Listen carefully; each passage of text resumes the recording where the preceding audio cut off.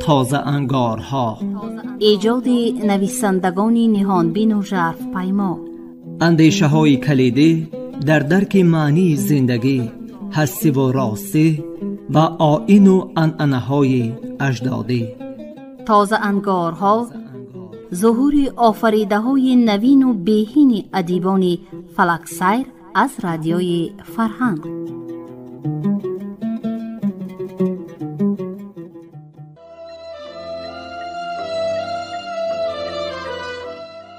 شنوندگان عزیز، علاقمندان گفتارهای ادبی رادیوی فرهنگ، حالا از سلسله گفتار تازه انگارها از خوان ایجادی نویسنده نامدار تاجیک بهمنیار از کتاب سرمده حکایه های دلپذیری را در قرائت نامزد علم‌های فیلولوژی عبدالجلیل امان به سمعتان میرسانیم. رهدار پسری سردار. جوان را پشتی پا زده بود و رفته بود که دیگر به آن بر نگردد. اما باز آمد که اول شرشره سازد، بعد ولوله. کجا رفته بود؟ چیها دیده بود؟ پیش مردم پوشیده بود، لاغر و کسلمند رفته بود، حذر و تنومند آمده بود. آمد ساعت در خانه نشست، دلش گرفت، از خانه بیرون شد. سری چشمه آمد، کرتکه چرمین و کرته پختگینش را آستین کشید. روی خرسنگ لبی چشمه ماند، روی آبی زلال و سرد چشمه خم شد. فخ و فخ کنان آب را به تن پاشید.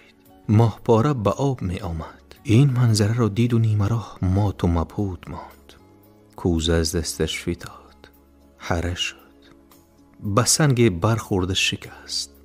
دختر مردی نیم برهنه را با چنین تنی نقشین بار نخست می دید. لحظه چند هیکلوار استاده بود.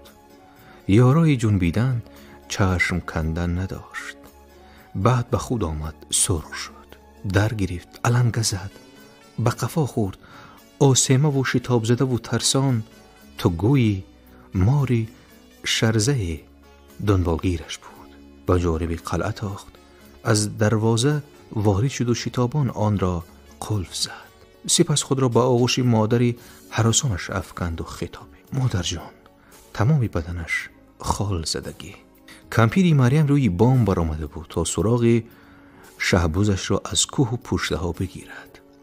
اما به جای شهبوز سری سرچشمه خرسچوجه نیم برهنه را دید. با تنی مار و کرفسه و دختری برهنه کدوپیستان خال زده دقت داد. با کراهت ندا کرد: بچه سردار رنگی عروس شدگی. بچه سردار طبع دل آب سردار به تن پاشید. کرته پختگی را به تنی نیمش کشید. کرتکه چرمینش را روی شانه ها پرتافته در کوچه های ده انگار در خیابان های شهر می گشته باشد. دو دست به جیب های سیروال خسته هشتک کشیده، سنگچه های سری راهش را به طفلی به قول خالدار یک پوده پیشی پا زده سلنگ گشت. بعد روی بامی کاهدانی کالخاص برآمد. دو دست را به میان کمان کرده چون سپهبده که مشق سربازان را نظاره می کند، چلیک بازی بچه ها را در میدان تماشایی شد. گاوگو می رسید. گاو و بز و گوسفندها پشته ها را سرنشیب می شدند و چون قطاری به ایستگاه نزدیکتر رسیده به آس و معاس می زدند که آماده باشه، اینک ما می رسیم. در چهره بچه سردار از این همه بینیش هیچ بالیش دیده نشد.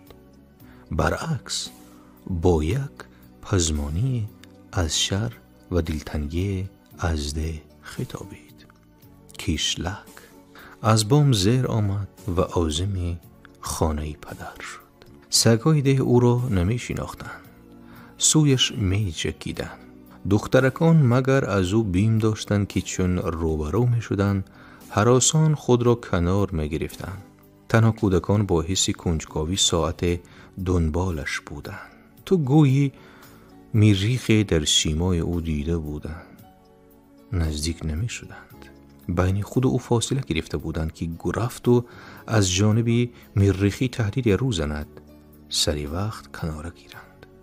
چون ساعت دنبالش شدند و هیچ کرامت غیر از هشتک کشی و سنگچه ها رو پیشازنی ندیدند، این هنر را آنها نیز بدل بودند. پی کار خود رفتند. رهدار پسری سردار چون 2-3 ساعت یاوه‌گردی کرد و مردم خوب به خیال و کوپالش نگریستند. بالاخره شلک بازی بچگان را از روی بامی کاهدان کالخاز نگریست و فهمید. دیگر حوصله او از ده پیر شده و حوصله ده از او عازم خانه شد و در راه همان دختری سری سرچشمه کوزه افتانده و شکسته و ترسان گریخته را دید. چون دختر هراسان خود را کنار نگرفته بود، بلکه گوستاخ و استوار سر راه ایستاده بود. کنجکاو و حیران او را نگریست.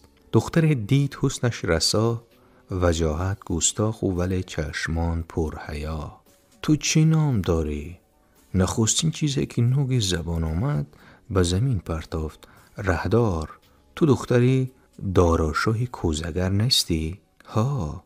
باز سرختر شده پاسخ داد دختر و در گرفتنهاشان به خودش هم نفارید که جوانمرد را پهلو زده شتابان دور شد. رهدار با حسرت دنبال دختر نگریست و کوزه شکسته گریختن او را بار دیگر پیش نظر آورد و از یاوه‌گردی‌های خود کم کم خوشدل می شد. Висёток, что то есть в этом Богом забытом кишлаке. این دهی ایسکاتی به هر حال چیزی که دارد و سر شد.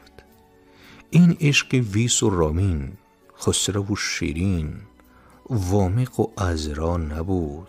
این عشق یک جوانمردی ناتراشیده شهر و بحر دیده دهاتی به یک دختری نه شهر دیده و نه بحر دیده روستایی بود. شامگاهان بوزهای دورشایی داراشا دسته گلهای کوهی در شاخ از دروازه وارد می شدند. ماهپاره گلهای خودروی را می بوید و تخمین می زد که پیام از جانب کیست. رهدار گاه و ناگاه از سری راهش روی ملچه‌ای با هوس گلدوزی شده می یافت. آن را برداشته به جای بیستری سینه در معرض تماشای اهل عالم خسته می ماند، زیرا می دانست که آن را که تصادفاً گم کرده است. رهدار هر نیمه روز می آمد و سری سرچشمه نیم برهنه می شد. فخ کنان شستشو می کرد و گاه و ناگاه به مشاهده می رسید که دخترک دورتر کوزه را بغل زده نشسته است و گویا منتظر این است مرد نامحرم تنشویی را بس کند و میدان تیری تا پسان او آب گیرد و برود. اگر مشاهده می بود به خوبی پی می برد که این دختری سرخم چطور دوزدانه به غسلگر می نگرد، چطور رخسارش سرخ می شود، در می گیرد، علنگه می زند. و این مشاهده کمپیری مریم بود که گاه و ناگاه روی بام می برآمد تا سراغ شهبازش را از کوه پشت بگیرد. امروز نیز منظره هر روزه را دیده با تأسف ندا کرد. خلق عالم را بیراهه می سازد بچه سردار. همینطور هم شد. اما این را یگان جانزاده حتی مادری غمشریک و همرازش پی نبرد. تا اون روزی سردی زمستان که دختر سرتاریک شد. چنان سرتاریکی به قول سردایی سرمده و طول تجربه 40 سالش مانای آن را ندیده است. ندیده است که سرتاریکی زن به حدی وسواس برسد.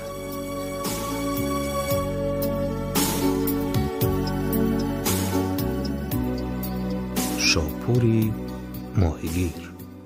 زمستان بود. برف فراوان بود. خوراک مردم دوغ بود. قصه های بهمنیار دروغ بود. اما قصه ما اینطور نیست. قصه ما اینجور است. ماهپاره سرتاریک شده بود. چنان سرتاریک شده بود که وسواس را میماند. مادر را دلش دور رفت. چنان دور رفت که به آهنگرخانه رسید. پوت را به سندان زد، سندان را به پوت، حتی دمی آهنگری را درید، تکورو کرد. با شرم و ندامت به خاطر آورد که از واقعه آهنگرخانه رست و 5 سال سپری شده است. کمی تسکین یافت. باز خود را تسلی داد که هنگام بینمازی نیز گاه و ناگاه با دختران این مال می رود. آرامتر شد. اما ماهواره ماهی می خواست. ماهی شور می خواست. بسیار بسیار می خواست. از شاهکاسه یک تغاره، یک خلطه. ماهی در دریا بود. سرمده دریا نداشت، رود داشت. کفرود گلماهی داشت، شیرماهی داشت، اما شورماهی نداشت. میشد شیرماهی را از رود بکشی، نمک زنی، در باد برزن پهلوی بخاری، از چنگ گربه و دندان سگ دورتر حمل سازی و شورماهی بسازی. از شاهکاسه یک تغاره، یک خلطه.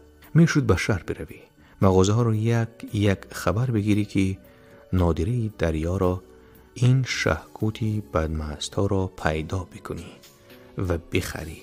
یک شاهکاسه، یک تغاره، یک خلطه. اگر تابستان می بود، شاپوری ماهیگیر پاچه سیروالش را برمیزد و تور به دست می گرفت و ماهی می داشت. یک شاهکاسه، یک تغاره، یک خلطه. زمستان بود. در چله روی جاده 4 قبت برف خوابیده. امکانی آمدن نداشت. ماشینی پوشیده. شاپوری ماهیگیر امکانی پا به آبی سرد زدن نداشت.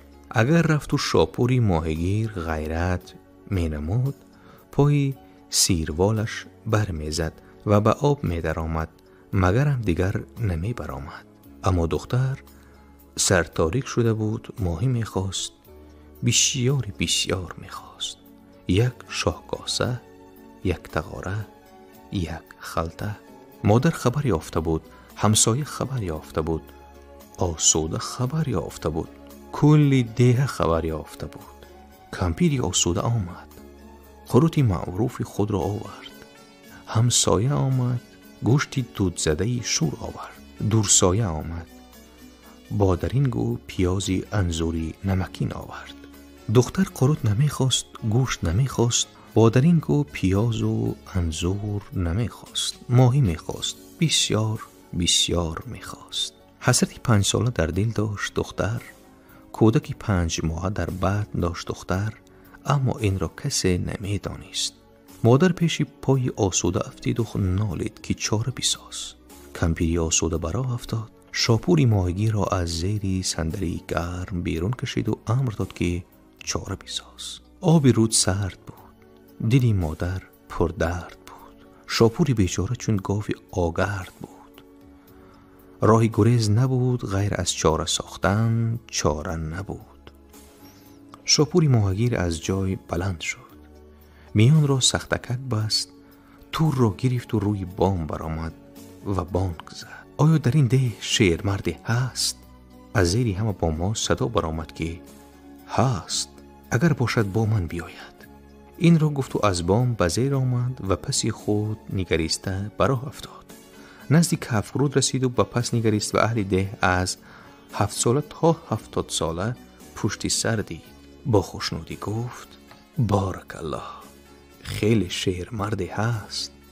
شاپوری ماهیگیر رئیسی کرد. چند تن گلخن افروخت. چند تن هیزمچین بود. چند تن توربان شد. چند تن ماهیزن گشت.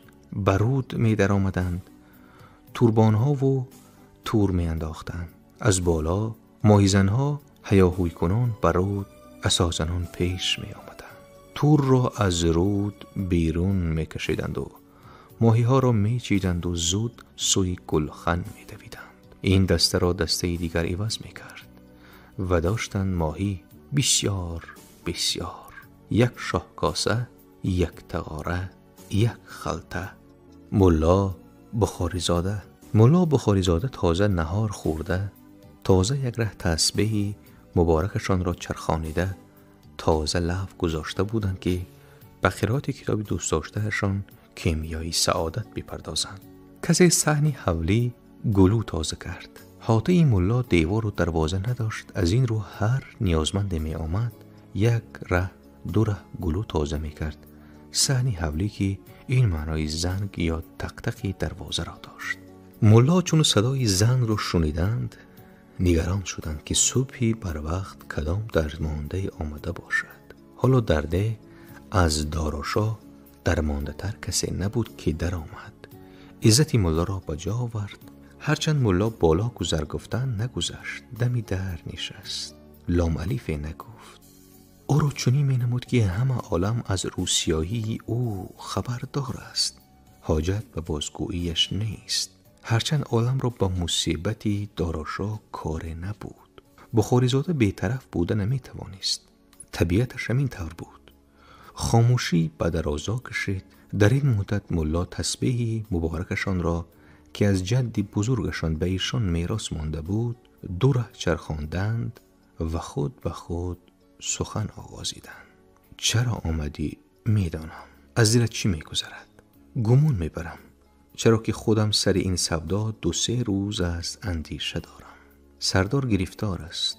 2 در خانه دارد، 6 فرزند. تو میتوانی رهدار را خانه داماد بکنی، لیک بد دهن کم نیست. یکی گفت و یکی نگفت، دل سیاهی پیدا می شود. مردکی گویا سری سوزن می نشست، بی‌طاقت شد. صرفش دروغین بود. می فهمم چرا بی‌طاقتی. می گویی آغازی کار حل نشده، ملا از آخری کار گرفت. من آغازش را دیدم، رهدار را دیدم، سردار را نیست. گمان میکنم حالا خواستگارها در خانه‌ات نشستند. بیره و آمادگیت را ببین. داراشاه حیران بمان. ندانست چی گوید، چی کند. سپاسگزاری نماید، کم مینمود دست بوسد. نمیتوانست خجالت زده از جای سنگین برخاست و از در بیرون شد.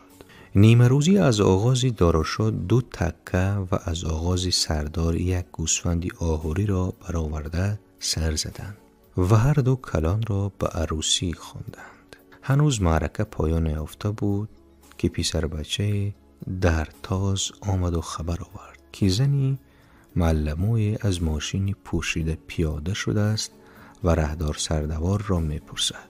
مولا بخاریزاده و رهدار حیرت زده از خانه داراشاه بیرون آمده نزد دروازه قلعه زنی معلموی را با 2 دخترچه ساده دیدند. چون سرابی رختدار سردار از دروازه نمودار شد. کودکان پاپوچک گویان خود را به گردن او آویختند.